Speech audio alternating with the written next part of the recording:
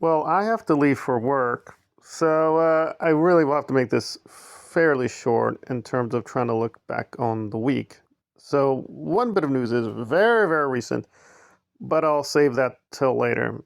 And again, I'm not going to do a hardcore breakdown of the numbers, but yeah, I don't know where this is going to head with Aaron. If he does go to jail, this will probably be, to use a big word, exacerbated, but it will probably already be a major conflict. So at this point, Jenna's channel has 46,000 subscribers. And Aaron has also gained people. One was pretty suspicious. He just gained 1,000 people in one day, which is pretty rare, but it does happen. Okay, it seems a little strange.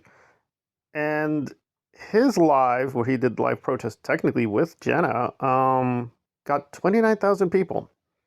There's a lot of fishy things about that live in particular, but again, I can't go into details at this moment. But if you become a channel member, I'll try to give you guys a preview. Some interesting, weird secrets, but there you go. But I'm just going to think through where are we going to go with this, because it just seems inevitable. If Jenna does get to like 100,000 subscribers and so on and so forth, I mean, something is going to happen, right? The only reason Jenna even cares about Aaron is that Aaron is promoting Jenna, right? It's this kind of a mutual support system, because at this point, how many people has Aaron lost? He's lost Liz Gale, right? Serge, a lot of the board members. I remember that ancient ghost, my friend lawyer Zach. Remember that guy? So it's just so many people have just fled or semi-retired, or they will not be on the show, or he said as a dictate they will not be allowed on the show. But again, Aaron, don't ever count on Aaron keeping his word or his announcements. He will reverse himself in 2 seconds out of self-interest. So maybe some of them will return, but it does seem him and Nora will be permanently banned from each other's channel. So really, who is he going to go to for content? So he's said that someone or other will keep running the channel if he goes to jail. Well, who are the possibilities, right? If it's not Jenna, who do we have left? Farrell Cheryl? Like, Marilyn is in Vermont. Is he going to go, what, back and forth on the weekend? Is Aaron going to pay for the plane tickets? Is George beyond? So it will probably be Farrell Cheryl. I'm guessing will run the channel for the most part, but then Jenna will supplement with doing some content on the channel, which will create more problems, because like, well, then why watch Aaron? And I'm very concerned. Again, not concerned for Aaron. I'm just like looking at this, trying to be impartial, because Jenna's, and again, it's a very small video, but it got 12,000 views so far. That's nearly half of Aaron's views, right? So clearly a lot of people are just going to Aaron's channel to watch Jenna. We'll put aside the massive contradiction that they are aiding the channel, which Jenna herself says the guy behind it has abused her. It's bizarre pseudo-reality the Church of Hieronymus is in. But again, she clearly is very popular with Aaron's audience. So beyond a certain point, because again, this is really abnormal for Aaron, because he just never did this with any other person. He just did not like people becoming too popular, because they could be a threat to him, right? They could stand up and challenge him. So it is going to be inevitable that beyond a certain point, Jenna would not even need to go on Growing Up in Scientology. She'll get more enough views on her channel. So we could just say, oh, maybe this is like Tommy Scova and Reese. Maybe they actually do like one another, at least to some degree, that they'll have to be in this partnership at least for a while. But I just don't think so. I think what's really been clear from too much of the very corrupt ex-Scientology space, right, we're not talking like actual real activists, is that they really don't like one another.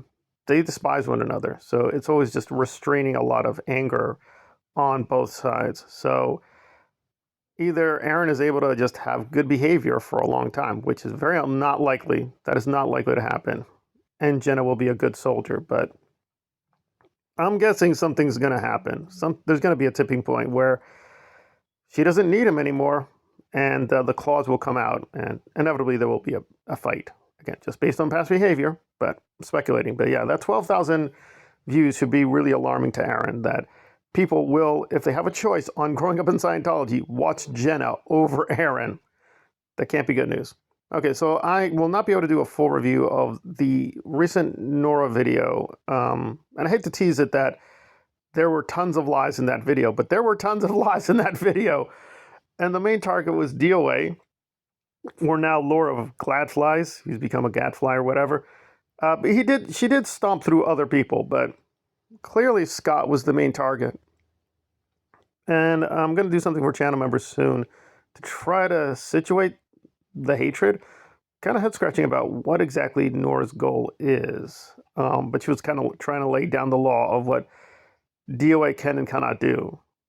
Okay, not sure what the game plan is, but it is a much more popular video than some of her other recent outings. I'm guessing just DOA is the resident devil for the Nora crowd. I mean, that's what a cult does, right? Where when your cult leader's in trouble, produce a demon, focus all your energies on the demon, and the demon will serve the purpose of being, yes, we hate the demon.